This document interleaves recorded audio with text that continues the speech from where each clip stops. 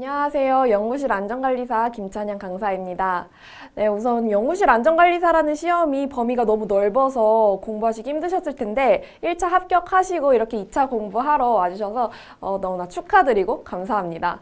네, 우선 1과목 들어가기 전에 우리 2차 시험에 대해서 잠깐 말씀을 드리면 우리 2차 시험에서는 각 과목마다 두 문제가 출제가 되는데요. 한 문제는 단답형의 문제, 한 문제는 서술형의 문제로 출제가 됩니다.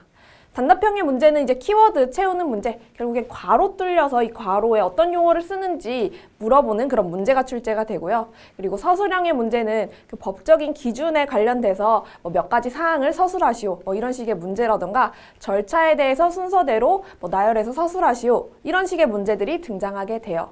그래서 우리는 우리 2차 시험을 준비하기 위해서 가장 중요한 포인트는 키워드 암기예요. 그래서 우리는 키워드 암기를 중점으로 해서 좀 봐주시면 좋을 것 같고요. 이미 1차 공부를 하시면서 어느 정도 개념은 확립되어진 상태라고 생각이 듭니다. 그래서 이 개념을 이해한다기보다는 이제 키워드, 정확한 용어를 암기한다, 이런 개념으로 해서 공부를 해주시고요. 그래서 이 키워드를 암기하기 위해 가장 중요한 거는 빽빽이라고 하죠. 직접 쓰시는 그런 연습이 필요하실 것 같아요. 그럼 우리 1과목부터 들어가실게요. 네, 파트 1, 1과목 연구실 안전법에 대한 내용이죠. 이 연구실 안전법의 구성에 대해서 우선 첫 번째 총칙부터 들어갈게요. 이 연구실 안전법이 생겨진 목적. 그래서 시험에 나올 수 있으면 이 목적에서도 또 괄호가 뚫려서 이 괄호에 들어갈 용어를 채우시오라는 문제가 나올 수 있겠죠. 우리 연구실 안전법의 목적은 크게 세 가지로 분리해서 볼 수가 있어요. 이렇게 끊어서 볼게요. 첫 번째 목적은요, 연구실 안전법이죠. 그래서 연구실을 안전하게 하자라는 법이에요. 그러니까 연구실의 안전을 확보한다라는 첫 번째 목적이 있고요. 그다음 두 번째 목적은 연구실만 안전해야 될 필요가 있는 것이 아니라 우리 사람도 안전해야 되죠. 우리 연구활동 종사자. 그래서 이 연구활동 종사자의 건강과 생명을 보호하기 위한 목적도 가지고 있어요.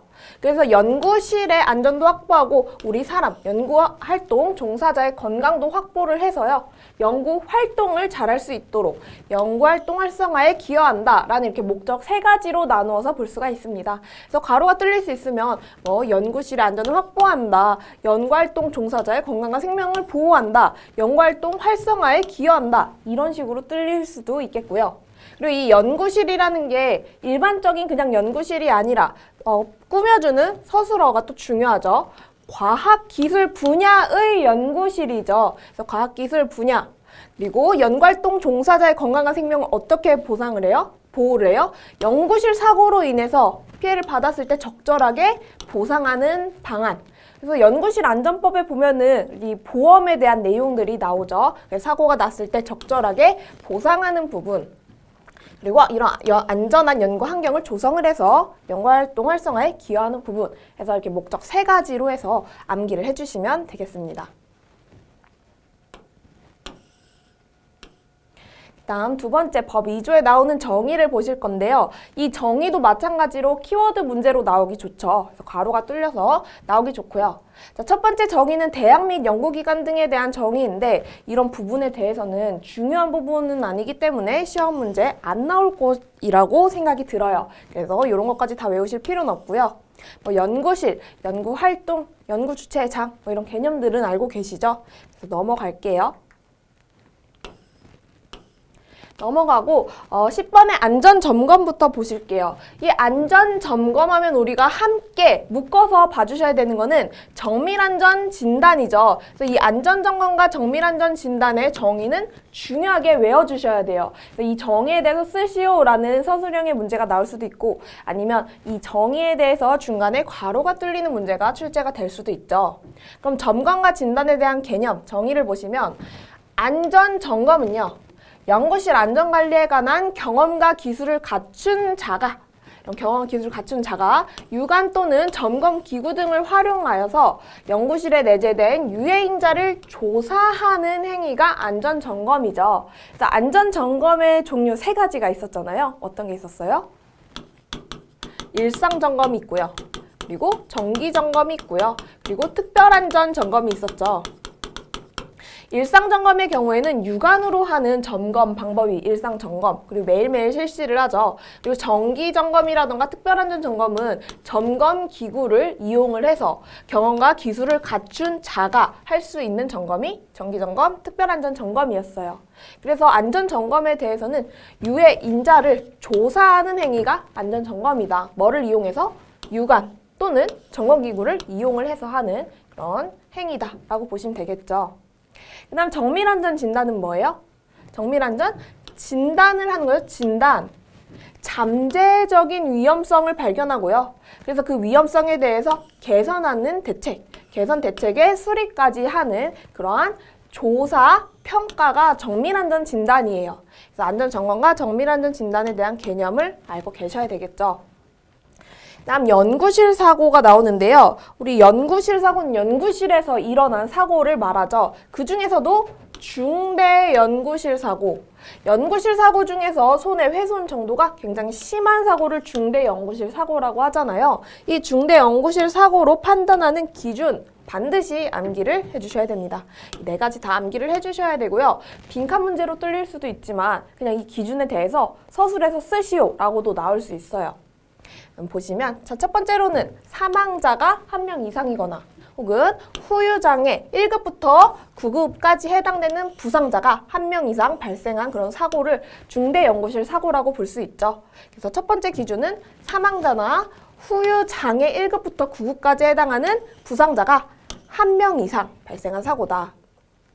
그 다음에 두 번째 기준 3개월 이상의 요양이 필요한 부상자가 동시에 2명 이상 발생한 사고죠.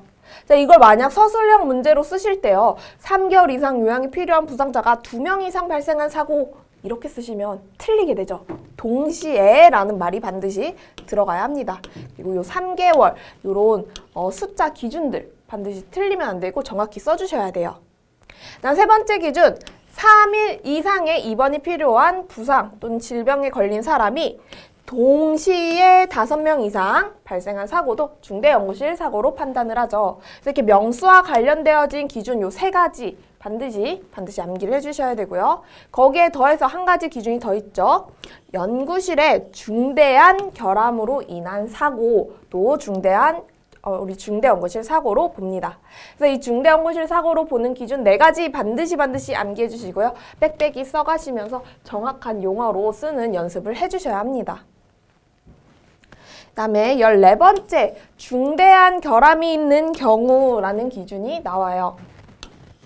자, 이 중대한 결함이 있는 경우에 대해서 쓰는 문제도 기출문제로 나왔었어요. 2차 시험 문제로 나와서 중대한 결함에 대해서 4가지 쓰시오 라는 문제가 나왔었어요. 그때 그 문제 뒤쪽에 인체에 심각한 위험을 끼칠 수 있는 병원체 누출은 제외하고 나머지 4가지에 대해 쓰시오 라는 문제가 있었는데요. 결국에는 중대한 결함이라는 것에 대한 기준을 다 외워서 써라 라는 문제였던 거죠. 그래서 이것도 기출문제니까 뭐 당장 시험에 나오지는 않을 테지만 중요하니까 그래도 우리 암기를 해주셔야 되겠죠. 그래서 이 중대한 결함으로 보는 기준들 보시면요. 화학물질관리법에 따른 유해화학물질, 산업안전보건법에 따른 유해인자, 과학기술정보통신령으로 정하는 독성가스 등 이런 유해 위험물질의 누출이나 관리 부실에 대해서 중대한 결함으로 판단을 하죠. 그래서 용어가 굉장히 길어서 이걸 어떻게 외울까 하실 수도 있는데요. 우리가 고위험 연구실을 판단하는 기준이 뭐였어요? 고위험 연구실. 잠깐 이 아래 있으니까 고위험 연구실부터 먼저 볼게요. 자, 우리 고위험 연구실로 판단하는 기준은요. 연구실 안전법 시행령 제11조 2항에 해당하는 연구실이 정의죠. 이 11조 2항에 해당되는 내용이 뭐예요? 정기적으로 정밀안전 진단을 실시해야 하는 연구실이에요. 이 정기적으로 정밀안전 진단을 실시하는 그 주기는 어떻게 됐어요? 2년에 1회 이상이죠. 그럼 2년에 1회 이상 정밀안전 진단을 실시해야 되는 연구실은 어느 연구실이에요? 요 3가지 기준이 있었죠. 화학물질관리법에 따른 유해화학물질을 취급하는 연구실, 산업안전보건법에 따른 유해인자를 취급하는 연구실, 과학기술정보통신령으로 정하는 독성가스를 취급하는 연구실 해서 우리 고위험 연구실을 판단하는 이 기준, 이 세 가지 물질, 유해화학물질, 유해인자, 독성가스 이것과 관련이 있는 연구실을 고위험 연구실이라고 하잖아요. 네, 그래서 이 고위험 연구실과 관련되어진 이런 물질이 누출되거나 관리부실한 이 상태를 관리부실한 상태를 중대한 결함이라고 보는 거죠. 그래서 고위험 연구실을 생각하시면 고위험 연구실에서 쓰는 유해화학물질, 유해인자, 이 독성가스가 누출되거나 관리부실한 상태가 중대한 결함이다. 이렇게 고위험 연구실과 연관지어서 생각해 보시면은 조금 더 간단하게 외우실 수 있겠죠. 이들의 누출 또는 관리부실이 있고요. 그리고 전기설비의 안전관리 부실, 그리고 유해위험 설비, 기계와 관련이 있죠. 설비의 부식, 균열, 파손과 관련된 부분. 그리고 구조안전에 영향을 미치는 집안치마, 균열, 누수, 부식이 있고요. 그리고 인체에 심각한 위험을 끼칠 수 있는 병원체의 누출과 관련이 있습니다. 이 중대한 결함을 보시면요. 또 이 내용들을 파악을 해보시면 우리가 연구실 안전관리사를 따기 위해서 공부하는 과목들과 또 관련이 있죠. 우리 연구실 안전관리사 과목 중에서 1과목은 연구실 안전법이지만 두 번째 과목은 뭐예요? 화학, 가스죠. 그래서 화학과 관련되어진 부분. 그리고 또 과목이 뭐 있어요? 전기, 소방도 있죠. 그래서 전기와 관련되어진 부분. 그리고 설비, 기계와 관련되어져 있죠. 그래서 기계와 관련되어진 그런 결함. 또 구조안전이라고 하면은 뭐 토목, 건축과 관련이 있죠. 이런 계열과 관련되어진 결함. 그리고 또 병원체, 생물과 관련이 있는 부분이죠. 그래서 우리 연구실 안전관리사 공부하는 부분들은 사실 공학적인 부분들을 다 포괄하고 있잖아요. 그래서 그런 부분에 관련된 결함에 대해서 중대한 결함이라고 이해해 주시면 좀 더 암기할 때 도움이 되지 않으실까 생각을 합니다. 그래서 이 화학 관련돼서는 이 물질 세 가지는 반드시 고위험 연구실 때문에라도 암기하고 계실 거예요. 그래서 그들의 누출, 관리, 부실 이렇게 암기를 해주세요. 고위험 연구실은 아까 봤으니까 넘어가고요. 그럼 저위험 연구실에 대한 개념도 알고 계시죠? 그리고 중위험 연구실도 알고 계실 거예요. 그래서 넘어가고요. 그다음에 적용 범위. 이 적용 범위에 대한 내용은 많긴 하지만 중요한 부분은 아니라서요. 그나마 나올 수도 있을 만한 확률이 뭐 1, 2%라도 있는 것만 잠깐 짚어보면은 이 연구실 안전법의 전체를 적용하지 않아도 되는 기준은 연구활동 종사자가 인원이 10명 미만인 경우죠. 그래서 거꾸로 말하면 10명 이상이면 이 연구실 안전법을 지켜야 된다라는 개념으로 봐주시면 되죠. 그래서 기준은 10명이다. 이 정도 봐주시면 좋을 것 같고요. 그리고 그 바로 아래에도 연구실 안전환경관리자가 있죠. 이 연구실 안전환경관리자를 지정을 적용하지 않는 기준, 요거 정도도 암기해 주시면 좋을 것 같아요. 상시 근로자가 50명 미만인 연구기관, 기업부설 연구소, 연구개발 전담부서가 있고요. 산업안전보건법에 따라서 안전관리자를 적용을 받은 경우에도 이 안전관리자 역할이 연구실 안전환경관리자의 역할을 대체할 수 있기 때문에 굳이 지정하지 않을 수 있는 거죠. 근데 여기서 좀 중요한 건 상시 근로자 50명 미만일 경우에는 연구실 안전환경관리자 지정에 적용하지 않아도 되는구나 정도만 외워주시고요. 그리고 나머지는 그냥 상식으로만 보시고 넘어갈게요. 빽빽이 쓰시면서까지 외우실 필요는 없어요.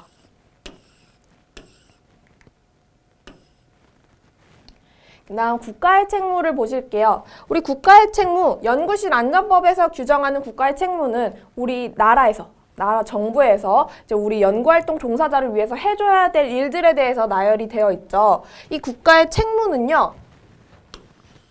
책무는 아래에 있는 기본 계획, 우리 정부에서 5년에 한 번씩 세우는 기본 계획이 있죠. 연구실 안전에 관련된 그런 틀, 기본 계획을 세우는 것과 위에 있는 국가의 책무와 관련지어서 보시면 돼요. 같은 내용들이에요. 국가의 책무를 보시면 우선 국가는 연구실의 안전환경을 확보하기 위한 연구활동을 지원하는 등의 필요한 시책을 수립을 해야 된다. 정책, 시책을 수립을 해야 되고요. 그리고 국가는요. 연구실의 안전관리 기술을 고도화해야 되고 그리고 사고 예방을 위한 연구 개발을 추진을 해야 합니다. 그리고 또 유형별 안전관리 표준화 모델, 그리고 안전교육 교재를 개발을 해야 되고요. 그리고 연구활동 종사자의 안전한 연구활동을 보장하기 위한 안전에 관련된 지식, 정보를 제공을 해줘야 돼요.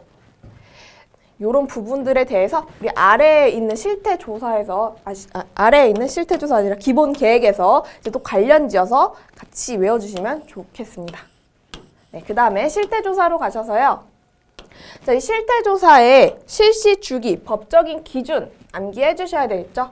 2년마다 실태조사를 실시해야 됩니다. 그런데 법에는 필요한 경우 수시로 실시할 수 있다라는 조항이 붙기 때문에 사실상 실태조사는 매년 실시하고 있어요. 근데 법적인 기준은 2년마다라는 것도 같이 암기를 해주시고요. 이 실태조사에 포함되어지는 사항들을 보면요. 연구실의 현황, 연구활동 종사자의 현황에 대해서 실태조사를 하고 있죠. 실제로 연구실에서 이 안전환경 담당자 하시는 분들께서는 알고 계실 거예요. 연구실 현황, 연구활동 종사자 현황 입력해야 되죠. 그리고 연구실의 안전관리 현황, 그리고 또 사고 발생 현황에 대해서 실태조사를 매년 실시하고 있습니다. 그래서 이게 문제에 나오면 실태조사를 하는 주기와 그리고 실태조사에 포함되어지는 사항에 대해서 서술하시오. 이런 식의 문제가 출제될 수 있을 것 같아요. 네, 그 다음 기본 계획. 이 기본 계획의 주기가 어떻게 돼요? 5년마다. 그래서 5년 외워주시고요. 이 기본 계획의 확정과 변경은 어디를 통해요? 연구실 안전심의위원회 심의를 거쳐서 확정이 되죠. 여기 연구실 안전관리위원회 아니고 심의위원회예요. 그래서 주의해서 암기해 주시면 될 것 같아요.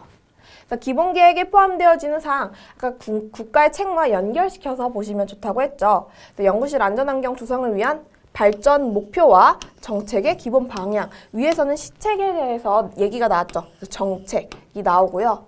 그다음에 안전관리 기술 고도화, 그리고 사고 예방을 위한 연구 개발, 책무와 또 연결이 되어져 있죠. 유형별의 안전관리 표준화 모델을 개발하는 부분, 그리고 안전교육 교재를 개발하고 이 교재 개발뿐만 아니라 안전교육을 또 실시하는 부분도 있어요. 그리고 우리 책무에서는 자세히 설명되지 않은 부분들까지 포함해서 안전관리 정보화 추진, 우수연구실 인증제 운영하는 부분, 안전환경 조성하고 개선을 위한 그런 사업에 대한 부분, 그리고 연구실 안전에 대한 지원 체계를 구축하고 개선하는 부분, 그리고 연구활동 종사자의 안전과 건강을 증진하는 부분까지도 포함을 합니다. 그래서 이렇게 기본 계획에 포함되어지는 사항들도 여러 가지가 있죠. 근데 시험 문제 기본 계획에 포함되어지는 사항 3가지 이상 서술하시오. 이런 식의 문제가 나올 수도 있어요. 그래서 최소한 3개, 4개 정도는 암기를 하고 계시는 게 좋을 것 같습니다. 그리고 4가지를 적으시오. 만약 이런 문제가 나와요. 그랬을 때 2가지만 썼다고 해서 빵점 처리가 되는 것이 아니라 부분 점수가 있기 때문에 그래도 내가 외울 수 있는 만큼 최대한 외워서 써주시는 것이 조금이라도 점수를 올릴 수 있는 방법이에요. 다음에 연구실 안전심의위원회를 보실게요. 연구실 안전심의위원회는 누가 설치하고 누가 운영을 해요? 심의위원회는 과기정통부, 과학기술정보통신부 장관이 설치하고 운영을 하죠. 그럼 이 심의위원회의 위원장은 누구예요? 설치 운영 주체 바로 아래 차관, 과기정통부 차관님이 되시는 거죠. 그래서 우리 위원 구성은요, 몇 명으로 구성을 해요?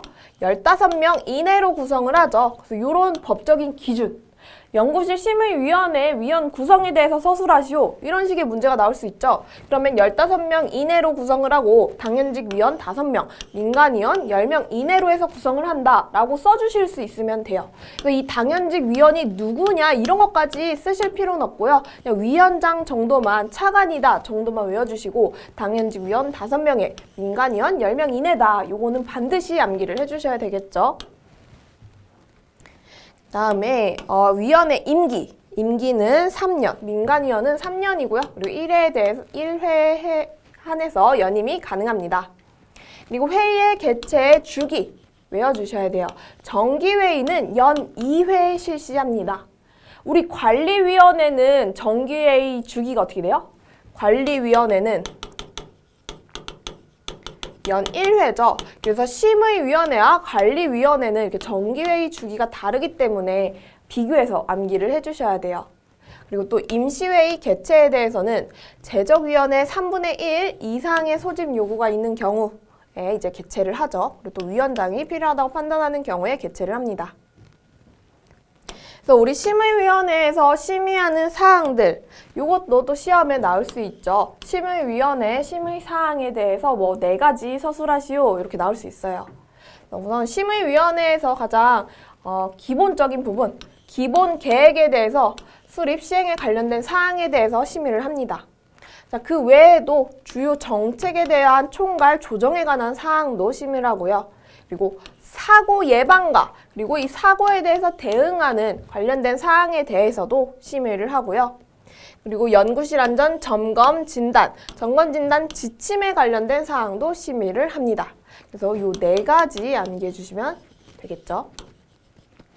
그리고 연구실 안전심의위원회 운영 규정을 보면은 더 자세히 나와 있지만 시험에는 연구실 안전법 기준으로 해서 우선 암기해 주시는 게 더 좋을 것 같아요. 그래서 요 위에 있는 내용으로 암기해 주시고 아래 내용은 참고로 같이 봐주세요.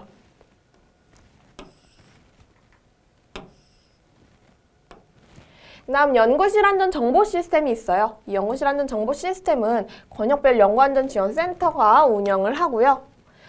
포함되어지는 정보, 이런 정보에 대해서도 또 시험에 나올 수 있죠.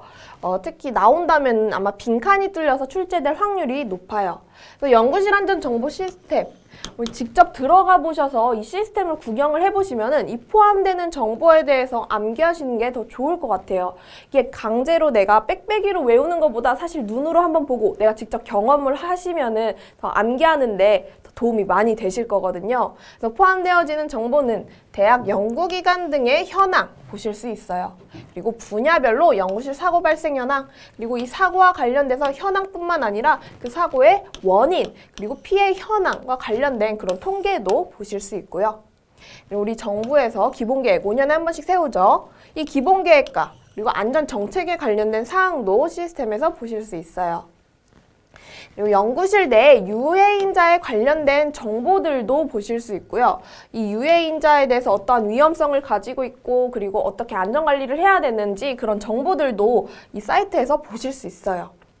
그리고 안전점검과 진단에 관련된 지침에 대해서도 보실 수 있고요. 그리고 이 점검과 진단을 대행해주는 기관, 이 대행기관의 등록 현황도 확인할 수 있습니다.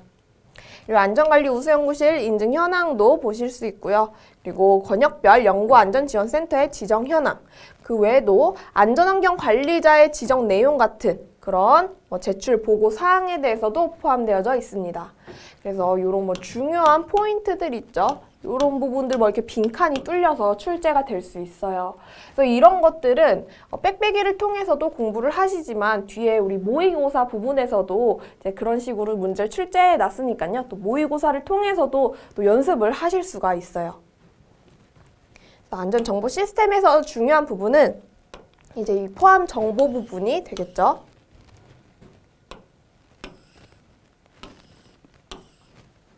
그다음 연구실 안전관리 조직에 대해서 보실게요. 이 조직도가 있죠. 이 그림은요. 이 그림에서 이런 부분이 구멍이 뚫려서 기역 동그라미 나와서 이 기역 동그라미에 들어갈 용어를 쓰시오. 이런 식으로 문제가 출제가 될 수 있어요. 그래서 이 그림 자체를 암기해 주시는 게 중요해요. 우선 연구실 안전관리 조직이라고 하면은 가장 위에는 연구주체 장이 들어가야 되죠. 그래서 이 연구주체 장, 연구실 사장님, CEO가 될 수도 있고요. 아니면 학교로 따지자면 총장님이 될 수도 있겠죠. 이 연구 주체의 장. 근데 이게 기억으로 뚫렸을 때 정답을 총장님 이렇게 적으시면은 안 되죠. 틀려요. 그래서 정확한 용어 연구 주체의 장으로 암기를 꼭 해주시고요. 이 연구 주체의 장 아래에는 여러 연구실들이 존재를 하죠. 각각의 연구실을 책임지고 있는 연구실 책임자가 있어요. 그러면 이 연구실 책임자 대학교로 따지자면 교수님 같은 분이시죠. 이 교수님 아래에는 누가 있어요? 학생들이 있어요. 그런 학생들, 연구활동을 하는 사람들, 연구활동 종사자라고 부르죠. 그럼 이 수많은 연구활동 종사자 중에서도 이 연구실 안전에 대해서 실무를 해주는 연구원이 있을 거예요. 실무를 해주는 사람을 연구실 안전관리 담당자라고 하죠. 그래서 연구실 반장의 개념으로 보시면 될 것 같아요. 연구실 안전관리 담당자, 이런 용어들 반드시 똑바로 암기를 해주셔야 되겠죠. 특히 연구실 안전관리 담당자, 연구실 안전관리 담당자와 연구실 안전환경 관리자와 헷갈리시면 안 돼요. 그래서 정확한 용어를 암기를 해주셔야지 문제 맞추실 수 있죠. 이렇게 연구실 안전관리 담당자, 실무자가 있고 그 아래는 연구활동 종사자가 있어요. 그럼 이 각각의 연구실들의 안전관리 현황들을 다 총합해서 통계를 관리를 하고 연구주최장을 보좌해주는 역할을 하는 사람 누구예요? 이 연구실 전체적인 부분을 총합을 해서 관리하는 사람, 연구실 안전환경 관리자죠. 그래서 연구실 안전환경 관리자 외워주시고요. 그리고 또 연구실에는 또 연구실 안전관리위원회가 설치가 되죠. 그러면 이 연구주최장부터 보실게요. 자, 연구주최장, 우리 총장님, 책무는 어떻게 돼요? 연구주최장은요, 연구실 안전에 관련된 유지관리, 그리고 사고 예방을 철저히 해서 연구실의 안전 환경을 확보할 책임을 지고 있고요. 그리고 연구실 사고 예방 시책에 적극 협조해야 합니다. 연구주최장은 연구활동 종사자가 연구활동 수행 중에 발생한 상해, 사망으로 인한 피해를 구제하기 위해서 노력을 해야 돼요. 그래서 보험가입을 제대로 해주셔야 되는 거죠. 그리고 연구주최장은 과기정통부 장관이 정해서 고시하는 설치 운영 기준에 따라서 설치 운영해야 합니다. 그래서 이 연구주최장의 책무도 알고 계셔야 돼요. 이런 문제도 또 빈칸이 뚫려서 또 용어 채우기 문제로 시험에 나올 수 있겠죠. 그다음 다른 조직들에 대해서도 지정 주체, 지정 요건, 책무 관련된 내용들이 있죠. 이것도 이미 다 1차 시험을 위해서 공부를 하셨을 거예요. 그래서 이런 부분들도 암기를 해주세요. 그래서 연구실 책임자는 각 연구실을 책임지는 사람, 교수님의 역할을 하는 사람이죠. 그래서 이 교수님이 될 수 있는 지정 요건, 연구실 책임자가 될 수 있는 지정 요건 요 세 가지도 암기해 주시고 그리고 이 책임자의 책무에 대해서도 암기를 해 주셔야 될 것 같아요. 그래서 연구실 책임자의 문제가 나왔을 때 연구실 책임자의 책무 4가지를 서술하시오. 이렇게도 문제가 나올 수도 있죠. 연구실 안전관리 담당자, 이 담당자는 진짜 실무를 하는 사람이에요. 그래서 책무를 보시면 실제적으로 연구실에서 안전을 관리하기 위해서 해야 되는 그런 실무들이 나열되어 있죠. 이런 부분들도 봐주시고요. 그리고 그 아래 연구실 안전환경 관리자를 보실게요. 연구활동 종사자는 시험에 나올 확률은 적죠. 연구실 안전환경 관리자. 이 안전환경 관리자에 관련돼서 중요한 부분은 지정 인원과 관련된 부분, 기준 암기해 주셔야 되죠. 자, 이 연구실 안전환경 관리자를 우리 연구실에서 몇 명을 지정을 해야 되는지 이런 기준, 연구활동 종사자가 기준이 되죠. 이 연구활동 종사자의 명수를 통해서 1000명 미만이면은 1명 이상의 연구실 안전환경 관리자를 지정하면 되고요. 1000명 이상, 3000명 미만일 때는 2명 이상, 3000명 이상이 되면 3명 이상 지정을 해야 되죠. 그런데 이 연구실 안전환경관리자의 업무만을 전담해야 되는 전담 기준도 외워주셔야 돼요. 전담하는 기준은요, 연구활동 종사자 명수로 보면은 이제 1000명 이상이 되면은 이제 연구실 안전환경관리자가 2명 이상 지정이 되어 있죠. 2명, 여기는 1명이고 여기는 3명. 이렇게 2명 이상 존재하게 될 때는 그때는 1명 이상은 전담하게끔 해야 돼요. 전담자를 두어야 되는 거죠.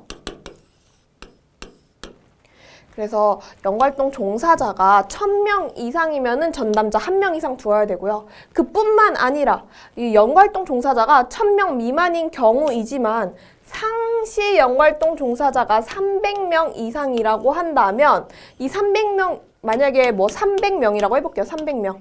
상시 연구활동 종사자 300명이고요. 실제 연구활동 종사자도 300명이에요. 그때는 연구실 안전환경 관리자를 1명을 두면 되죠.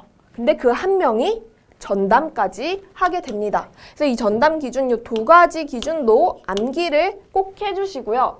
이 연구실 안전관리사 시험이 좀 실무에 가깝게 해서 시험 문제에 내겠다라고 했었어요. 그래서 여기서 나올 수 있는 문제는 어떤 연구실의 예를 들어드리고 뭐 무슨 연구실이 있다. 뭐 A 연구실이 있는데 연구소가 있는데 이 연구소에서 연구활동 종사자가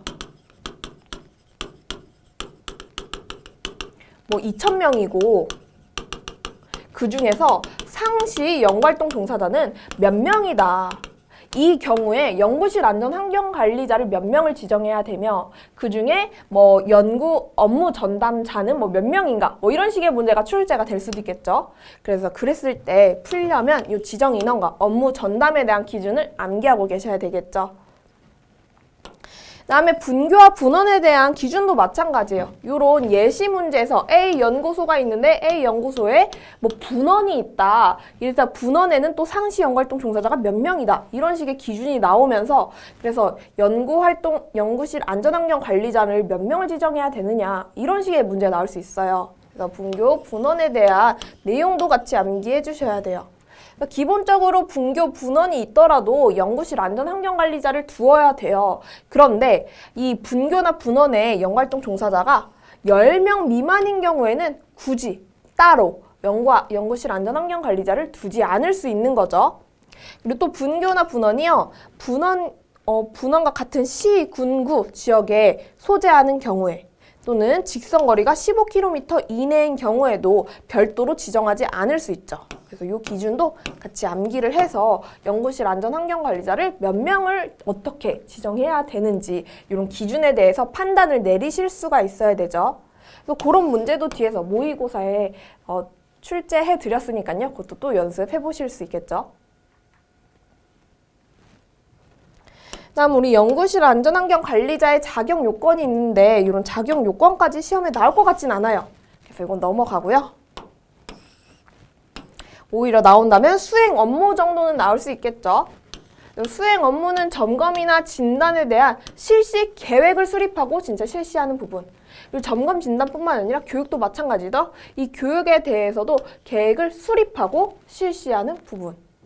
그리고 사고와 관련돼서 사고가 발생했을 때 원인 조사하고 재발 방지를 위한 그런 기술적 지도 조언의 역할을 할 수 있고요.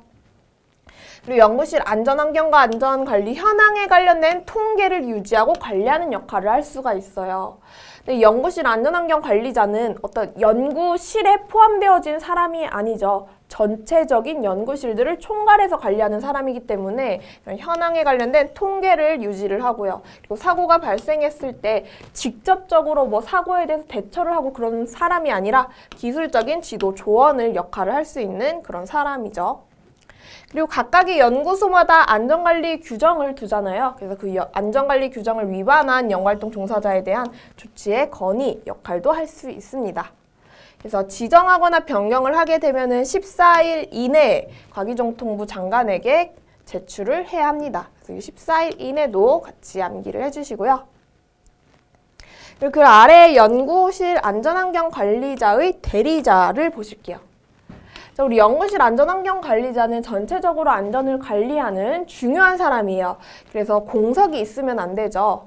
그래서 연구실 안전환경관리자의 그런 공석이 발생되어지는 그런 사항에 대해서 대리자가 업무를 대신 수행을 해줘야 합니다. 근데 기준이 있어요. 대행 기간은 30일을 초과해서는 안 된다라는 기준이 있죠. 30일 초과 금지 외워주시고요. 단 출산 휴가 시에는 90일 초과 금지 이것도 같이 암기를 해주세요. 그래서 자격 요건까지는 암기하실 필요는 없을 것 같아요. 다음 연구실 안전관리위원회가 있죠. 앞에서는 연구실 안전심의위원회가 있었어요. 근데 이번에는 관리위원회, 각각의 연구소마다 두는 관리위원회가 있죠. 설치 운영 주체는 연구주체장이고요. 이 관리위원회 위원 구성은 어떻게 돼요? 연구실 안전환경관리자가 포함이 되고요. 거기에 더해서 연구주체장이 지정을 하는 연구실 책임자와 연구활동 종사자, 그리고 안전예산 관련된 부서의 장, 그리고 연구실 안전환경관리자가 포함되어진, 소속되어진 부서의 장까지 해서 15명 이내의 위원으로 구성을 합니다. 근데 그 중에서 또 중요한 거는 이 연구활동 종사자는요, 전체위원회 2분의 1 이상이 되어야 된다는 부분이 굉장히 중요하죠. 그래서 이 관리위원회의 회의 주기, 정기회의는 연 1회 이상이에요. 심의위원회는 어떻게 된다고 했었죠? 심의위원회는 연 2회 이상 실시를 해야 되죠. 그리고 임시회의 개최하는 부분은 과반수가 요구할 때 임시회의를 개최해야 됩니다. 그래서 이 관리위원회에서 협의하는 사항, 안전관리 규정의 작성이나 변경에 대한 부분, 그리고 점검이나 진단에 대해서 실시계획을 수립하는 부분, 그리고 안전 관련된 예산을요, 계상하고 집행하는 계획에 수립하는 부분, 그 밖에도 이제 안전관리 계획 관련된 부분에 대해서 협의를 합니다. 그래서 이 협의 사항도 또 빈칸으로 키워드 채우는 그런 문제로 출제가 될 수 있죠. 그래서 이 관리위원회에서 협의한 사항들, 회의 결과는요, 연구활동 종사자에게 신속하게 알려야 되고요. 그리고 이 관리위원회 관련된 사항에 대해서 불이익한 처우를 해서는 안 됩니다. 네, 여기까지 해서 우리 조직까지 보셨는데요. 좀 1차 공부 때는 개념을 이해하는 느낌으로 공부를 하셨다면 2차 때는 빽빽이가 필수로 들어가야 된다고 했었죠. 그래서 반드시 정확한 용어를 쓰시는 연습을 해주시면 좋을 것 같고요. 그리고 이런 뭐 협의 사항, 이런 사항들에 관련돼서도 뭐 3가지, 4가지 작성하시오. 이런 식의 문제가 출제되니까요. 이런 사항들에 대해서도 같이 쓰시면서 암기해주시면 좋을 것 같습니다. 네, 이번 시간은 여기서 마치도록 할게요. 네, 고생하셨습니다. 감사합니다.